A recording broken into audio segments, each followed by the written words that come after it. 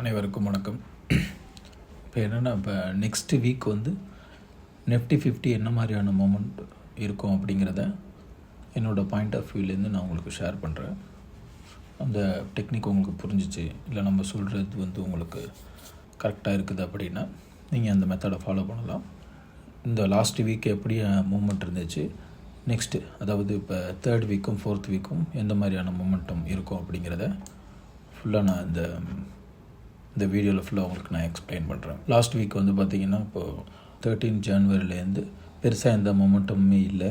அதில் வந்து பார்த்திங்கன்னா டெய்லி வந்து 10 to 15% மட்டும்தான் நம்ம ரிட்டர்ன்ஸ் எடுக்க முடிஞ்சிச்சு. என்னென்னா, இது வந்து கரெக்ஷனில் இருந்துச்சு. லாஸ்ட்டு 2-3 டேஸ் வந்து என்ன தான் வந்து மார்க்கெட்டு மேலே போனாலும் பையிங் மொமெண்டம் இல்லை, ஹையை பிரேக் பண்ணி க்ளோஸ் வைக்கல. அப்படிங்கிறதுனால நம்ம வந்து இந்த இடத்துலலாம் வந்து 10 to 15% மட்டும்தான் நம்மளால் ரிட்டர்ன்ஸ் எடுக்க முடிஞ்சிச்சு. 13 அன்னைக்கு நம்ம பார்க்குறப்ப 13 மார்க்கெட்டை பார்க்குறப்ப வந்து நமக்கு மார்னிங் வந்து ஒரு 30 மினிட்ஸில் அதை பார்க்குறப்ப மார்னிங் வந்து புல்லிஷில் இருந்துச்சு. ஒரு 10 மணி வரைக்கும் 10:30 மணி வரைக்கும் புல்லிஷில் இருந்துச்சு. அதுக்கப்புறம் 30 மினிட்ஸ் லோ பிரேக் பண்ணதில் இந்த இடத்துல வந்து நம்ம டபுள் மணி ட்ரேட் பண்ண முடிஞ்சிச்சு. 13ஆம் தேதி இந்த இடத்துல வந்து பெரிய ஒரு கேப்சர் பண்ண முடிஞ்சிச்சு. அதே மாதிரி டைம் சைக்கிள் டே, நெக்ஸ்ட் டே வந்து 14 வந்து டைம் சைக்கிள் பாட்டம் டே. அதனால் பாட்டம் ஒன்று ஃபார்ம் பண்ணணுன்னு இருந்தோம். அந்த இடத்துல வந்து மார்க்கெட் வந்து ரிவர்ஸ் ஆணுச்சு. எதனால் ரிவர்ஸ் ஆணுச்சுன்னா, இது வந்து ரீட்ரேஸ்மெண்ட் லெவலில் இருந்துச்சு. 61% ரிஜெக்ட் ஆனதுனால நம்ம அந்த இடத்துல என்ட்ரி எடுத்து இந்த இடத்துலையும் வந்து மினிமமான பர்சன்டேஜ் ஒரு 20% தான் ரிட்டர்ன்ஸ் எடுக்க முடிஞ்சிச்சு. ஆனால் இதில் வந்து பெரிய மூவ் இருக்கும், லோ பிரேக் பண்ணதுக்கப்புறம் பெரிய மூவ் இருக்குன்னு எதிர்பார்த்தோம். லோ பிரேக் பண்ணலை, டே லோவிலேருந்து ரிஜெக்ட் ஆனதுனால அன்றைக்கி 20% தான் நம்ம ரிட்டர்ன்ஸ் எடுக்க முடிஞ்சு. ஆனால் இந்த இடத்துல வந்து ஒரு 40% கிட்டத்தட்ட 40 to 45% வந்து ரிட்டர்ன்ஸ் எடுத்தோம். எப்போ அப்படின்னா, இந்த கேண்டிலோட ஹையை வச்சுருக்குது, இந்த கேண்டிலோட லோ பிரேக் பண்ணதுலேருந்து நம்ம ஒரு ரிட்டர்ன்ஸ் எடுத்தோம். ஏன்னா ப்ரீவியஸ் கேண்டில் எதுவுமே லோ பிரேக் பண்ணலை, டவுன் சைடில் தான் வரும் மார்க்கெட்டு. ஆல்ரெடி இந்த இடத்துல தொடர்ந்து ரிஜெக்ஷன் ஆனதுனால, இந்த டே லோவுக்கு கீழே பிரேக் பண்ணதுனால நம்ம வந்து 13 அன்னைக்கு ஒரு 45% எடுத்தோம். இதில் வந்து வெறும் 20% தான் ரிட்டர்ன்ஸ் எடுக்க முடிஞ்சிச்சு. அதேமாதிரி நெக்ஸ்ட் டே வந்து கரெக்ஷன் இருந்ததுனால அடுத்த நாளுமே வந்து 15 அன்னைக்குமே வந்து ப்ரீவியஸ் டே லோ பிரேக் பண்ணதுக்கப்புறம் என்ட்ரி எடுத்தேன். இதுலேயும் நம்ம ஒரு 10% போல் எடுத்திருந்தோம். அதேமாதிரி இங்கே வந்து RSI டைவர்ஜன் ஃபார்ம் பண்ணியிருந்துச்சு.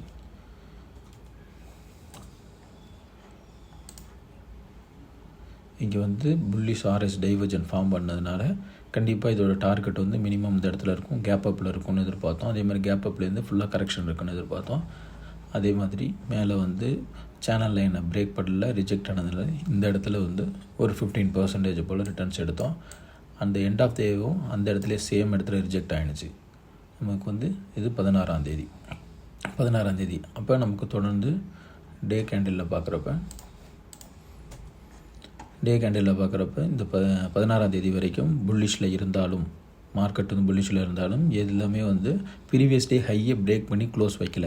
அப்போ கன்ஃபார்மாக ரிஜெக்ஷன் தான் இருந்துச்சு. அப்படிங்கிறனால நெக்ஸ்ட் டே வந்து கேப் டவுனு கீழே இருந்துச்சுன்னா பெரிய மூவ்மெண்ட் இருக்கும்னு எதிர்பார்த்தோம். அதாவது 17 ஃப்ரைடே அன்னைக்கு அதே நம்ம எதிர்பார்த்த மாதிரியே பெரிய மூவ்மெண்டம் தான் இருந்துச்சு. அதனால் டே லோ பிரேக் பண்ணதுலேருந்து கேன் லெவல் என்ட்ரியை வச்சு அன்னைக்கு ஃபுல்லாகவே 80 வரைக்கும் எடுத்தோம். இது வரைக்கும் நம்ம எக்ஸ்பெக்ட் பண்ணணும், நம்ம 80 வரைக்கும் வரும் அப்படின்னு எக்ஸ்பெக்ட் பண்ணோம். இருந்தாலும் இவ்வளோ தூரம் வந்ததில் இன்றைக்கி ஒரு 45% நம்ம ரிட்டர்ன்ஸ் எடுத்துருக்குறோம். என்றைக்குன்னா 17 ஃப்ரைடே அன்னைக்கு. இல்லை, இதுக்கப்புறம் நெக்ஸ்ட்டு தேர்ட் வீக்கும் ஃபோர்த் வீக்கும் எந்த மாதிரியான ரிட்டர்ன்ஸ் நமக்கு கிடைக்கும் அப்படிங்கிறது தான் இந்த வீடியோவில் நம்ம ஃபுல்லாக பார்க்க போகிறோம். எது வரைக்கும் மார்க்கெட்டு மூமெண்ட் இருக்கும் அப்படிங்கிறத ஃபுல்லாக இந்த வீடியோ பார்ப்போம்.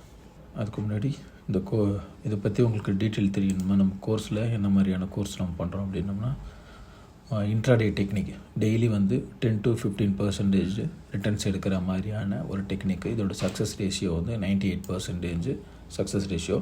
இதுக்கு நீங்கள் ப்ரீவியஸாக இதை பற்றி தெரிஞ்சுக்கணும், ஷேர் மார்க்கெட்டை பற்றி தெரியல அப்படின்னாலும் உங்களுக்கு வந்து பேசிக்லேருந்து இதை வந்து நம்ம எக்ஸ்பிளைன் பண்ணுறோம். எப்படின்னா, ஆப்ஷன் ட்ரேடிங்கை பற்றி, டெரிவேட்டிவ்ஸ் பற்றி என்ன அப்படின்ட்டு. அது மாதிரி என்ட்ரி அண்ட் எக்ஸிட்டை வந்து கேன் லெவலில் படி நம்ம entry and exit, stop loss எல்லாமே பர்ஃபெக்டாக கொடுத்துருவோம்னா நீங்கள் எப்படி ஐடென்டிஃபை பண்ணுறது அப்படிங்கிறத ஃபுல்லாகவே சொல்லிடுவோம். ஓஏ டேட்டா வச்சு தான் நம்ம கன்ஃபர்மேஷன் எடுக்கிறோம். Range OA plus individual OA வச்சு நம்ம எடுக்கிறோம்.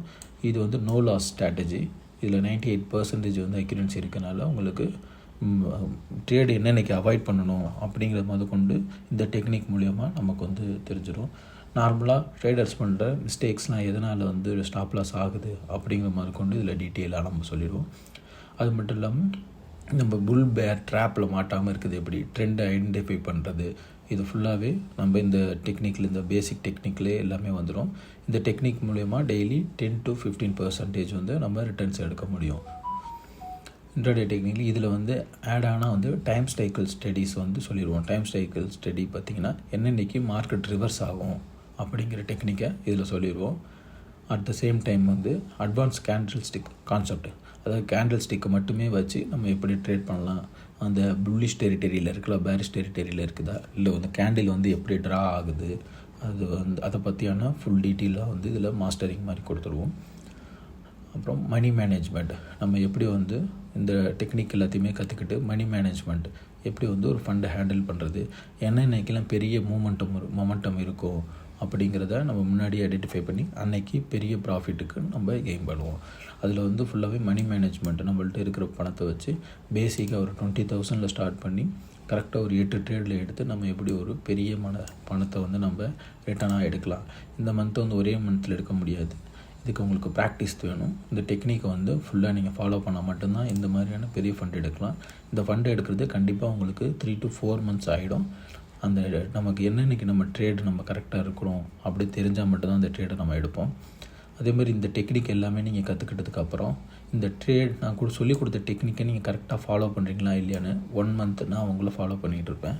எப்படின்னா டெய்லி நான் ட்ரேட் பண்ணுவேன், நீங்களும் ட்ரேட் பண்ண போகிறீங்க, லைவ் மார்க்கெட்டில் கிடையாது. நீங்கள் ட்ரேட் பண்ணதுக்கப்புறம் ஈவினிங் நான் பண்ண என்னென்ன நான் சொல்லி கொடுத்ததில் ப்ளஸ் வந்து நான் எதனால இந்த ட்ரேடை எடுத்தேன் அப்படிங்கிறத நான் உங்களுக்கு எக்ஸ்பிளைன் பண்ணுவேன். அதே சேம் நீங்களும் பண்ணியிருக்கீங்க அப்படின்னா நீங்கள் அந்த டெக்னிக்கை முழுசாக கற்றுக்கிட்டீங்கன்னு அர்த்தம். 1 month வரைக்கும் இந்த சப்போர்ட்டு என் சைட்லேருந்து உங்களுக்கு இருக்கும். இதை கற்றுக்கிட்டாலே போதும். அதுக்கப்புறம் நீங்கள் கன்ஃபார்மாக இந்த அமௌண்ட்டு வர வரைக்கும் நீங்கள் ட்ரேட் பண்ணலாம். இதுதான் வந்து நம்ம டெக்னிக்கில் உள்ள நம்ம டெக்னிக் சொல்லித்தரதில் உள்ள இதுதான் அதில் உள்ள கோர்ஸ் கண்டென்ட். மற்றபடி இதில் வேறு ஏதாச்சும் அப்டேட் தேவைப்பட்டாலும் நீங்கள் வந்து என்னோடய டெலிகிராம் சேனலில் நீங்கள் ஆட் ஆகிட்டிங்கன்னா மார்க்கெட் அப்டேட் பற்றியும் அன்னைக்கு ட்ரேடை பற்றியும் நான் உங்களுக்கு ஃபுல்லாக அப்டேட் பண்ணுவேன். இப்போது நெக்ஸ்ட் வீக்கு ட்ரேடு எப்படி இருக்கும் அப்படிங்கிறத பார்க்கலாம்.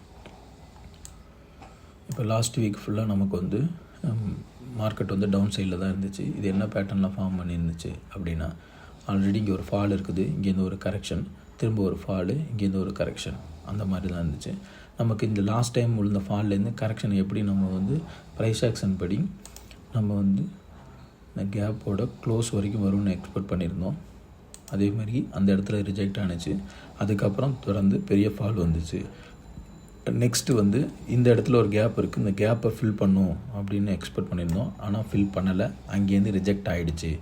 ஸோ இதுக்கப்புறம் மார்க்கெட்டு எவ்வளோ தூரம் வரும் அப்படின்னா, இப்போ மார்க்கெட் வந்து பேரிஷ் டெரிட்டரிக்குள்ளே வந்துருச்சு. மார்க்கெட் இதுக்கப்புறம் வந்து ஃபுல்லாக ஃபாலுக்கு தான் வாய்ப்புகள் அதிகமாக இருக்குது. அதுக்கு முன்னாடி வந்து என்னென்னா, இப்போ ஃபஸ்ட்டு வீடியோவில் சொல்லியிருந்த மாதிரி 13 அன்னைக்கு நம்ம ஒரு பேரிஷ் இருந்தோம். அடுத்த நாள் வந்து எதனால் புல் பேக் இருந்துச்சுன்னா 14 அன்னைக்கு டைம் சைக்கிள் பாட்டம் டே, ஆல்ரெடி இருக்கிற ட்ரெண்டுக்கு ஆப்போசிட்டாக அந்த ட்ரெண்ட் அன்றைக்கி வேலை செய்யும். அதனால் அன்றைக்கி வந்து பெரிய மூவ் இல்லை, இது வந்து செல் ஆன் ரேலிங்கிற ஆப்ஷன் வரும். அதனால் மேலே போயிடுச்சு. திரும்ப இங்கேருந்து மார்க்கெட் வந்து திரும்ப இந்த இடத்துல பையிங் மொமெண்டம் தான் இருக்குது. அடுத்த நாளுமே பையிங் மொமெண்டம் தான் இருக்குது. ஆனால் 16 வரைக்குமே ஹையர் ஹை ஃபாலோ பண்ணாலும் உங்களுக்கு வந்து எந்த கேண்டிலுமே ப்ரீவியஸ் ஹையை பிரேக் பண்ணி உங்களுக்கு வந்து க்ளோஸ் வைக்கலை. அதனால் மார்க்கெட்டு டவுன் சைடில் தான் வரும், பேரிஷாக தான் இருக்குது, செல்லிங் ப்ரெஷர் இருக்குது அப்படிங்கிறத ஐடென்டிஃபை பண்ணி வச்சுருந்தோம். மார்க்கெட் தொடர்ந்து இங்கேருந்து ட்ரெண்டில் தான் இருக்குது. இதுக்கப்புறம் வந்து இப்போ நெக்ஸ்ட் வீக்கு இது வந்து 17 வரைக்கும் நம்ம பார்த்துட்டோம். இதுக்கப்புறம் நெக்ஸ்ட் வீக் வந்து பார்த்திங்கன்னா 22 மண்டே அன்றைக்கி, மண்டே டு ஃப்ரைடே வரைக்கும் என்ன மாதிரி மொமெண்டம் இருக்கும் அப்படின்னா, மண்டே அன்னைக்கு இங்கே வந்து மார்க்கெட் வந்து திரும்ப வந்து பையிங் ப்ரெஷர் இருக்குது அப்படின்னாலும் இந்த இடத்துலேருந்து திரும்ப வந்து மார்க்கெட் கீழே வரதுக்கு தான் வாய்ப்பு இருக்குது. என்னென்னா இங்கே ஒரு சேனல் ஃபார்ம் பண்ணிகிட்டு இருந்தோம். இந்த இடத்துல பையிங் ப்ரெஷர் இருந்தாலும் மார்க்கெட்டு திரும்பவும் கீழே தான் வரும். எதனால் அப்படின்னா,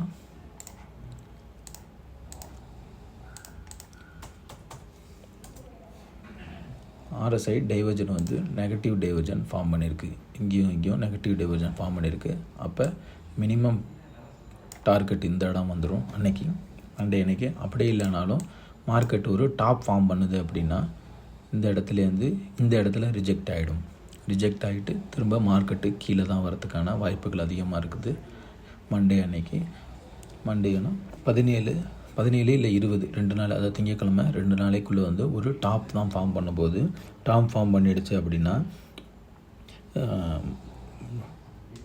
அப்புறம் 22 21 ஒரு நிமிஷம் மார்க்கெட் வந்து இப்படி இருக்குது. 20 வந்து 17 இல்லைன்னா 20 வந்து ஒரு டாப் ஃபார்ம் பண்ணி அங்கேருந்து வந்து செல்லு தான் கொடுக்கும்.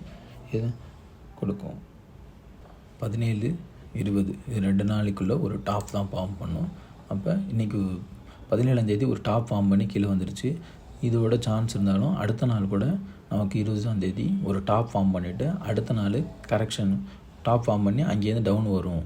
அடுத்த நாள் மார்க்கெட்டுமே 20 ஃபுல்லாக மார்க்கெட் டவுன் வரதுக்கு தான் வாய்ப்பு இருக்குது. வந்துச்சுன்னா அதோட டார்கெட் இவ்வளவு. 22 எப்படி இருக்கும் அப்படின்னா மார்க்கெட் வந்து திரும்ப கரெக்ஷன் ஆகும். 21 ஃபுல்லாகவே மார்க்கெட்டு டவுன் சைடு வந்துடும். 21 வந்துடுச்சு அப்படின்னா 22 வரைக்கும் 21 22 வரைக்கும் மார்க்கெட்டு ஃபுல்லாக டவுன் சைடு போயிட்டு 23 ஒரு திரும்ப கரெக்ஷன் மேலே போகும். அதுக்கப்புறம் 23 ஃபுல் கரெக்ஷன் ஆகி மேலே ஒரு டாப் ஃபார்ம் பண்ணுச்சு அப்படின்னா 24 27 வரைக்கும் ஒரு பெரிய செல்லான் ரேலி இருக்கிறதுக்கான வாய்ப்பு இருக்குது. அந்த 2 நாளுமே வந்து அது ஃப்ரைடேவும் அடுத்த நாள் அடுத்தது வர மண்டேவும் வந்து பார்த்திங்கன்னா பெரிய ஒரு செல்லான் ரேலி வரதுக்கான வாய்ப்பு இருக்குது. அதில் நம்ம கேபிட்டல் வந்து டபுளாக இருக்குது. ஓவராலாக பார்க்குறப்ப 17 அதாவது ஃப்ரைடேலேருந்து இந்த மந்த் எண்டு 27 வரைக்குமே பார்த்திங்கன்னா ஃபுல்லாக டவுன் சைடு தான் வரதுக்கான வாய்ப்பு இருக்குது. எதனால் அப்படின்னா இங்கே ஒரு ஃபால் இருக்குது, இங்கே ஒரு ஃபால் இருக்குது. அதே மாதிரி ஃபால் இவ்வளோ தூரம் வரைக்கும் வரும். அது எவ்வளோ தூரம் எந்த அளவுக்கு வரணும் நம்ம டார்கெட் வரும் அப்படின்னு பார்த்தோம்னா ப்ரைஸ் ஆக்ஷன் படி இந்த இடத்துல தான் ரிஜெக்ஷன் இருக்குது. இதோட லோ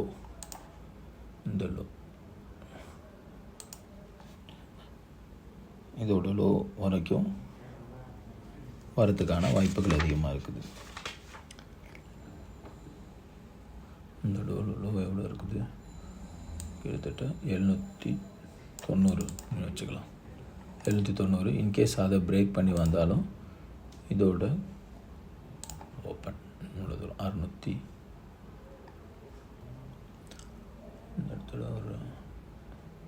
இந்த இடத்தோட லோ 620. இப்போ 27 மார்க்கெட் வந்து இவ்வளோ தூரம் வரதுக்கான வாய்ப்பு இருக்குது. கரெக்ஷன் எந்தெந்த நாள் இருக்கும் அப்படின்னா 21 ஒரு டாப் ஃபார்ம் பண்ணி அங்கேருந்து செல் ஆகும். அட் த சேம் டைம் வந்து 23 ஒரு டாப் ஃபார்ம் பண்ணி டவுன் சைடு வரும். 23 ஒரு டாப் ஃபார்ம் பண்ணிருச்சு அப்படின்னா 24 27 ஃபுல்லாகவே பெரிய மூமெண்டம் இருக்கிறதுக்கான வாய்ப்புகள் அதிகமாக இருக்குது. 28 ஒரு பாட்டம் ஃபார்ம் பண்ணும். அதோடு நம்ம கரெக்ஷன் இந்த டார்கெட் வரைக்கும் வந்துருச்சுன்னா அங்கேருந்து பிப்ரவரி மந்த் வந்து மார்க்கெட் வந்து திரும்ப புல் பேக்குக்கான வாய்ப்புகள் இருக்கும். இந்த இடத்துல வந்து கரெக்டாக ஒரு ரிஜெக்ஷன் இருந்துச்சு 13 அப்போ மார்க்கெட் வந்தாலும் இந்த இடம் வரைக்கும் கீழே வந்தாலும் இந்த இவ்வளோ தூரம் வரைக்கும் டச் ஆகிற வாய்ப்பு இருக்குது. திரும்ப போனாலும் இன்கேஸ் கேப் டவுன் இருந்தாலும் அந்த கேப்பை ஃபில் பண்ணுறதுக்கு தான் பார்ப்போம்.